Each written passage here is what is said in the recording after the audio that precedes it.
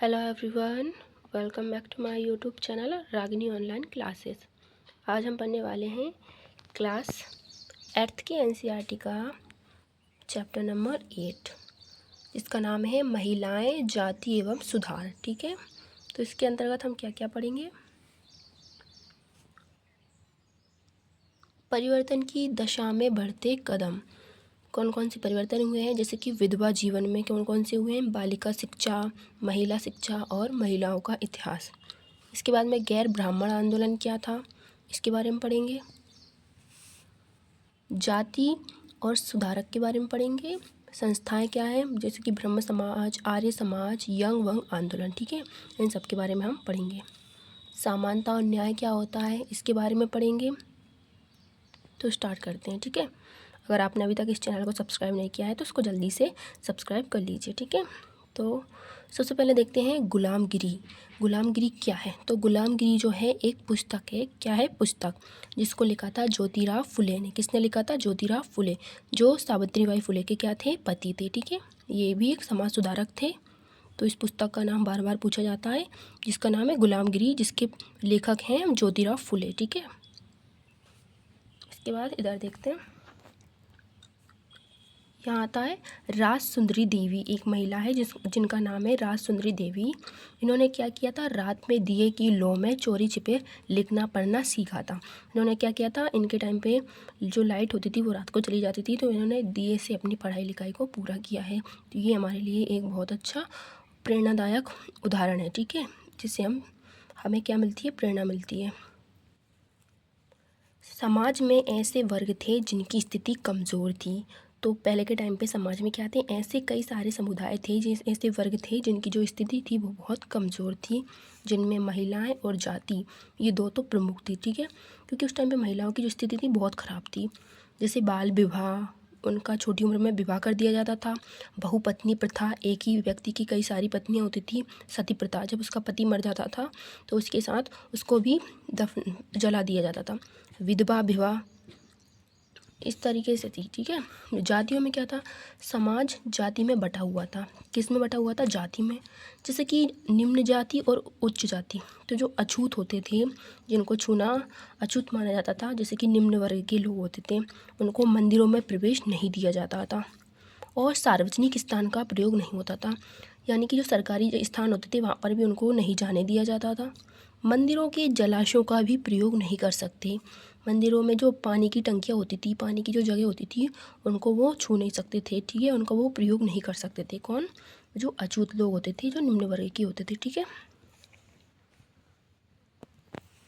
इसके बाद में परिवर्तन देखते हैं। परिवर्तन ये होता है 19वीं सदी में जब आरंभ होती है। जब 19वीं सदी आरंभ होती है उस टाइम में परिवर्तन होता है। इसके क्या कारण थे, तो समाचार पत्र जो होते थे, पत्रिकाएं होती थी, जो किताबें होती थी, अखबार, पर्चे, इन सबको जब लोगों ने पढ़ना स्टार्ट किया घर पर जी, ये जो लोग थोड़े बहुत पढ़े लिखे होते थे वो इनको पढ़ते थे, जिससे उनके दिमाग में परिवर्तन की भावना पैदा होती है 19वीं सदी में। ठीक है, जो मध्यम वर्ग में आते हैं। ठीक है, इसके बाद में नीचे है राजा राम मोहन राय।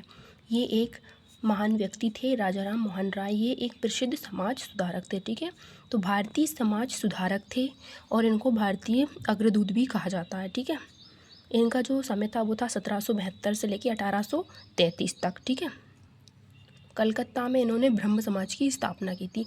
कहाँ पे की थी, कलकत्ता में। किसकी, ब्रह्म समाज की स्थापना की थी। ठीक है, ये जो थे राजा राम मोहन राय, ये क्या चाहते थे, समाज में परिवर्तन लाना ज़रूरी है। इनका मानना था कि समाज में क्या हो, परिवर्तन हो। पश्चिमी शिक्षा को बढ़ावा दिया। इन्होंने जो पश्चिमी शिक्षा थी उसको बढ़ावा दिया। महिलाओं में स्वतंत्रता व समानता हो, ऐसा इन्होंने कहा। किसने, राजा राम मोहन राय ने। तो इनसे पूछा जाता है कि भारतीय समाज सुधारक या अग्रदूत किसे कहते हैं, तो राजा राम मोहन राय को।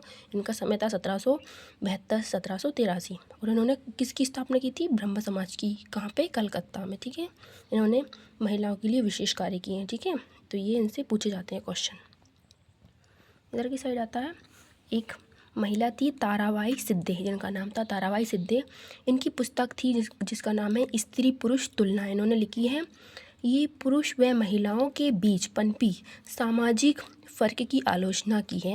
इन्होंने जो महिला और पुरुषों के बीच जो सामाजिक फ़र्क होता है, भेदभाव होता है, उसकी इन्होंने आलोचना की है। किसने? ताराबाई सिद्धे ने। इनकी जो बुक है उसका नाम क्या है? स्त्री पुरुष तुलना। ठीक है, तो इसका नाम याद रखना आप। पूना में घर पर ही इन्होंने पढ़ाई की है। इनका घर कहाँ था? पूना में था, जहाँ पर इन्होंने क्या किया? घर पर रहकर ही इन्होंने शिक्षा प्राप्त की है। तो हमें यहाँ पर दो महिलाओं के उदाहरण मिले हैं।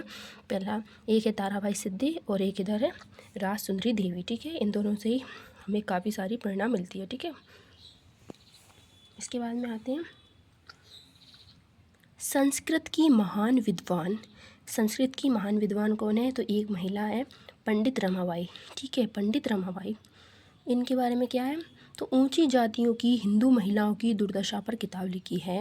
इन्होंने क्या लिखी है? एक किताब लिखी है जो ऊंची जातियों की महिलाएं होती है उनकी किस तरीके की दुर्दशा थी पहले के टाइम पे, उनके बारे में। ठीक है, इसके बाद में इन्होंने लिखा है 20वीं सदी तक महिलाओं को मताधिकार यानी कि वोट देने का अधिकार, स्वास्थ्य सुविधा, शिक्षा के बारे में कानून, इन सब के बारे में इन्होंने कोई ज्ञान नहीं था, इसलिए इन्होंने इनके बारे में इनको सिखाया। ठीक है, इनका मानना था कि हिंदू धर्म महिलाओं का दमन करता है। इनका क्या मानना था कि जो हिंदू धर्म है वो महिलाओं का क्या करता है? दमन करता है। और ये बात पहले के टाइम पे सही भी थी, क्योंकि पहले के टाइम पे बहुत ज़्यादा भेदभाव होता था पुरुषों एवं महिलाओं के बीच। उनको जो पुरुष होते थे उनको पढ़ाई लिखाई कराई जाती थी, लेकिन महिलाओं को पहले के टाइम पर पढ़ाया लिखाया नहीं जाता था। ठीक है, ये बात कहीं ना कहीं आज के समाज में भी विद्यमान है। आगे है विधवा जीवन। विधवा जीवन, विधवा का अर्थ होता है ऐसी महिला जिनके पति नहीं होते। ठीक है, इनके पति की मृत्यु हो जाती है तो उनको विधवा बोलते थे। तो उनका जीवन कैसा था? तो इसके बारे में राजा राम मोहन राय क्या कहते हैं?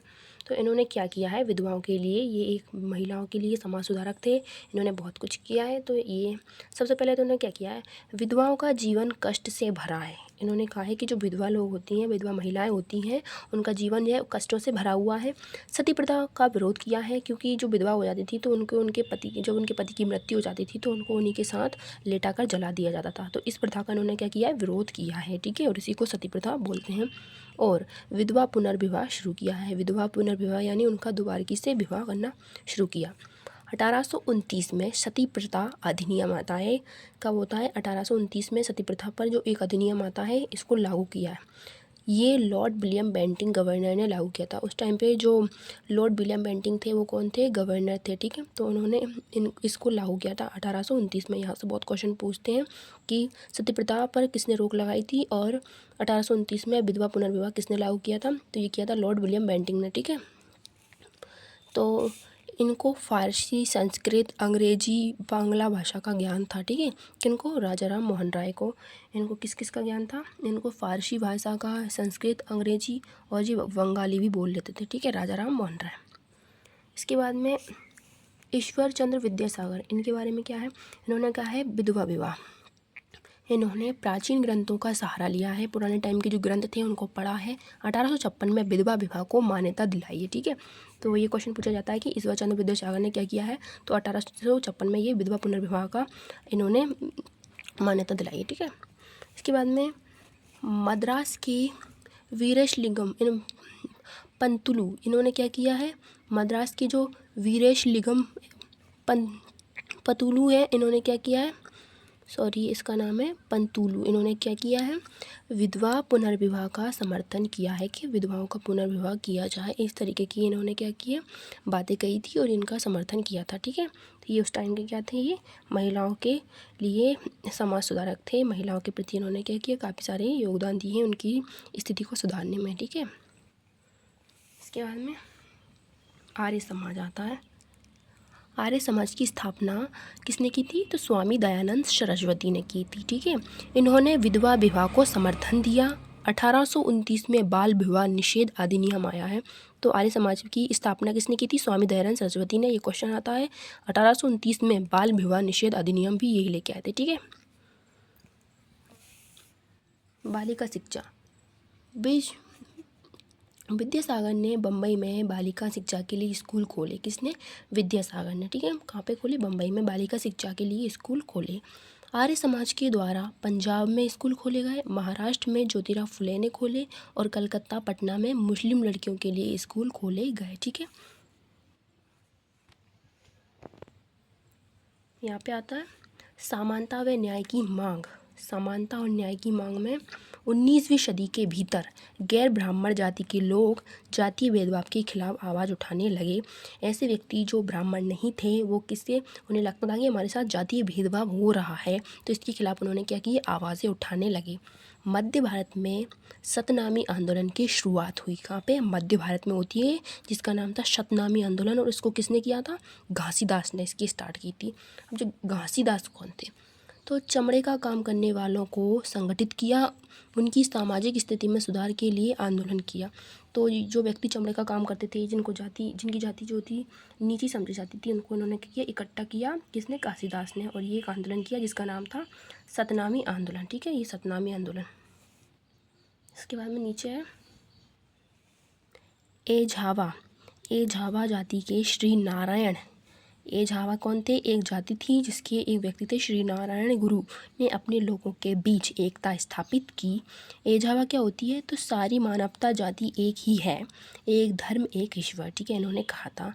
इसको संस्कृत में बोलते हैं ओरु जाति ओरु मतम ओरु देवम मनुष्याम। ठीक है, इसका अर्थ होता है जो सारी मानव जाति है वो एक ही है, उनके एक ही ईश्वर है और एक ही धर्म है। ठीक है, जिसका अर्थ होता है एझावा, जो किसने कहा था, श्री नारायण ने। ठीक है, इसके बाद में इधर है अस्पृश्य समुदाय। ये क्या होता था, जो जिन लोगों को अछूत समझा जाता था। ठीक है, तो मदिगा जो समुदाय था वो था आंध्र प्रदेश में, महार जो समुदाय था वो महाराष्ट्र में, और जो दुबला समुदाय था वो गुजरात में था। ठीक है, इस तरीके के ये समुदाय थे। फिर आता है प्रार्थना समाज। प्रार्थना समाज की स्थापना किसने की थी, 1867 में की थी, बम्बई में हुई थी। ये जो था जातीय बंधनों की समाप्ति का प्रयास करने के लिए की गई थी। यहाँ पे जो जाति से संबंधित जो बंधन होते थे उनको समाप्त करने के लिए। ठीक है, शिक्षा, महिलाओं को विधवा विवाह, इन्होंने क्या किया, महिलाओं को शिक्षा दी जाए, विधवा विवाह को मान्यता दिलाई, इन सबको क्या किया, इन्होंने प्रोत्साहन किया। किसने, प्रार्थना समाज ने। इसकी स्थापना हुई थी 1867 में बम्बई में। ये बहुत ज़्यादा इंपॉर्टेंट है, सारा का सारा ये टॉपिक पूरा बहुत ज़्यादा मोस्ट है, इससे बहुत सारे क्वेश्चन बनते हैं हर एक व्यक्ति से। यहाँ पे राजा राम मोहन राय से भी क्वेश्चन उठेंगे, ईश्वर चंद्र विद्यासागर से, और आर्य समाज से भी उठेंगे। इन सबसे आप अच्छे तरीके से देख लेना। ठीक है, आगे स्टैंडर्ड बुक्स में हम इनके बारे में और विस्तार से पढ़ेंगे। आगे देखते हैं गुलामगिरी। ये है गुलामगिरी। गुलामगिरी क्या है, एक पुस्तक है, 1873 में इसको लिखा था, किसने, ज्योतिराव फुले ने। ये व्यक्ति है ज्योतिराव फुले, इन्होंने क्या लिखा, गुलामगिरी। और इन्होंने क्या कहा, गुलामगिरी जो है ये बुक है। ठीक है, इन्होंने क्या किया, एक समाज की स्थापना की थी जिसका नाम था सत्यशोधक समाज की। इन्होंने क्या की थी, स्थापना की थी। ठीक है, तो इन्होंने इसमें क्या कहा था, इन्होंने अपनी किताब में जो गुलामगिरी थी उसमें क्या लिखा था, इन्होंने लिखा था अमेरिका में अगर दास प्रथा नहीं है, कहाँ पे, अमेरिका में क्या नहीं है, दास प्रथा नहीं है, तो भारत में क्यों हम जाति वर्ग के नाम पर दास की तरह रहते हैं। इन्होंने बहुत अच्छी बात कही थी अपनी बुक में। इन्होंने कहा था कि जो अमेरिका में जब दास प्रथा नहीं है तो हम भारत में क्यों जाति और वर्ग के नाम पर भेदभाव करते हैं, हम इस नाम पर क्यों रहते हैं। इन्होंने अपनी ये बात किस में कही थी, अपनी पुस्तक गुलामगिरी में। ठीक है, और इन्होंने क्या किया था, सत्यशोधक समाज की स्थापना की थी। तो ये क्वेश्चन बार बार पूछा गया है कि सत्यशोधक समाज की स्थापना किसने की है, तो उत्तर हो जाएगा ज्योतिराव फुले ने। ठीक है, और इसके बाद गुलामगिरी के लेखक कौन है, तो वो है ज्योतिराव फुले। ठीक है, जो सावित्रीबाई फुले के पति हैं। ठीक है, जाति आधारित समाज में अन्याय होता है। इन्होंने एक बात उन्होंने और भी कुछ कहा है, जाति आधारित जो समाज होता है उसमें क्या होता है, अन्याय होता है। क्यों होता है, क्योंकि ऊंची जातियाँ नीची जातियों का शोषण करती हैं। इस तरीके से आर्य ब्राह्मण उच्च वर्ग ये विदेशी हुए। इन्होंने कहा है कि जो आर्य और ब्राह्मण होते हैं उन्हें उच्च वर्ग का समझा जाता है। ठीक है, और जो निम्न वर्ग के होते हैं उन्हें बहुत वे मूल भारतीय होते हैं जिन्हें नीचे समझा जाता है। ठीक है, जातीय सुधार आंदोलन 20वीं सदी में स्टार्ट होता है। कब होता है, जब 20वीं सदी आती है तो इसमें जातीय आंदोलन स्टार्ट हो जाते हैं। ये जो है पश्चिम भारत में डॉक्टर भीमराव अंबेडकर के नेतृत्व में होता है। अब जो डॉक्टर भीमराव अंबेडकर थे वो कहाँ के थे, पश्चिम भारत में जो थे उस टाइम पे उन्होंने क्या किया, इसका नेतृत्व किया, जातीय भेदभाव को उन्होंने स्टार्ट किया था कि ऐसा नहीं होना चाहिए। इसके विरुद्ध उन्होंने आंदोलन किया क्योंकि ये खुद महार परिवार में पैदा हुए थे। किसमें, महार परिवार में। ठीक है, इसके बाद में 1927 में मंदिर प्रवेश आंदोलन शुरू होता है। 1927 में क्या होता है, मंदिरों में प्रवेश करने के लिए आंदोलन होता है अछूतों के द्वारा, जो नीची जातियाँ होती हैं उनके द्वारा, कि हमें भी मंदिरों में प्रवेश चाहिए। 1927 में क्या होता है, तो 1935 में जो मंदिरों में प्रवेश को लेकर 3 आंदोलन चले। ठीक है, तो 1927 से लेकर 1935 तक मंदिरों में प्रवेश को लेकर 3 आंदोलन चले। वो कौन कौन से थे देखते हैं। यहाँ पे है गैर ब्राह्मण आंदोलन, ठीक है। तो इसके किसने नेतृत्व किया था? E.B. रामास्वामी, इनका नाम था E.B. रामास्वामी। और इनको एक नाम और भी दिया गया है जिनको बोलते हैं पेरियार, ठीक है। ये क्वेश्चन बार बार पूछा गया है कि E.B. रामास्वामी का एक नाम और क्या था? पेरियार। स्वाभिमान आंदोलन चलाया इन्होंने, जैसे कि हिंदू वेद पुराण की आलोचना करते हैं ये लोग, इसकी हिंदू वेद पुराण जो थी उनकी आलोचना की है इन्होंने, ठीक है। इसके बाद ये मूल रूप से तमिल द्रविड़ संस्कृति के असली वाहक अग्रदूत ही हैं, ठीक है। इसके बाद देखते हैं ब्रह्म समाज। इसकी स्थापना की थी 1830 में, किसने? राजा राम मोहन राय ने इनकी स्थापना की थी। ये मूर्ति पूजा बलि के विरुद्ध उपनिवेश में विश्वास रखते थे, ठीक है। इसके बाद में लास्ट आता है डेरोजियो व यंगवंग। तो डेरोजियो और यंगवंग क्या है? तो 1820 में इसकी स्थापना होती है। हेनरी लुई विलियम डेरोजियो, इन्होंने क्या किया? कलकत्ता में अध्यापक शिक्षा की मांग की है। कहाँ पे? कलकत्ता में। यंग वंग मूवमेंट क्या है? ये आंदोलन जो है विद्यार्थियों ने परंपरा और रीति रिवाजों के अनुसार किया था, ठीक है। लास्ट में आता है रामकृष्ण मिशन और विवेकानंद जी। तो स्वामी विवेकानंद के द्वारा उनके गुरु रामकृष्ण परमहंस के नाम पर इनका नाम रखा गया है, ठीक है। रामकृष्ण मिशन जो है इनके गुरु का नाम था रामकृष्ण परमहंस, जिनके नाम पर इन्होंने रखा है। इनके गुरु थे स्वामी विवेकानंद की। स्वामी विवेकानंद, इनके बचपन का नाम था नरेंद्र नाथ दत्त, ठीक है। समाज सेवा ही ईश्वर सेवा है इन्होंने कहा है, ठीक है। 1893 में शिकागो जब धर्म सम्मेलन हुआ था उस समय जो संसद में इन्होंने भाग लिया था, ठीक है। तो इन्होंने क्या किया? भारतीय संस्कृति के बारे में बताया। और कहा जाता है कि जब इन्होंने भाइयों और बहनों को कहा था तो 1 मिनट तक ताली बजती रही, ठीक है। तो क्या जब 1893 में क्या होता है? शिकागो धर्म सम्मेलन होता है, उसमें ये जाते हैं और जब इनमें भाग लेते हैं तो ये उनको संबोधित करते हैं, तो कहते हैं भाइयों और बहनों। इस तरीके से इन्होंने जब कहा तो 1 मिनट तक इनके लिए क्या बजी? ताली बजी, ठीक है। तो ये पूछा जाता है कि 1893 में कौन सा सम्मेलन हुआ था? शिकागो विश्व धर्म सम्मेलन, जिसमें किसने भाग लिया था? स्वामी विवेकानंद, ठीक है। वेद समाज, ये 1864 में इसकी स्थापना होती है। किसने की थी? ब्रह्म समाज से ये प्रेरित था। एक ईश्वर के अस्तित्व में विश्वास रखता था। जातीय भेदभाव समाप्त किया। विधवा विवाह एवं महिला शिक्षा को प्रोत्साहन दिया। किसने? वेद समाज ने, ठीक है। आज की ये वीडियो यहीं पे समाप्त होती है। अगर वीडियो अच्छी लगी तो लाइक कीजिए, शेयर कीजिए। चैनल पर पहली बार आए हो तो इसको सब्सक्राइब जरूर कीजिए, ठीक है। तो एक बार मैं आपको पूरा टॉपिक का ओवरव्यू दे देती हूँ ताकि आप अच्छी तरीके से इसके नोट्स कंप्लीट कर सकें, ठीक है।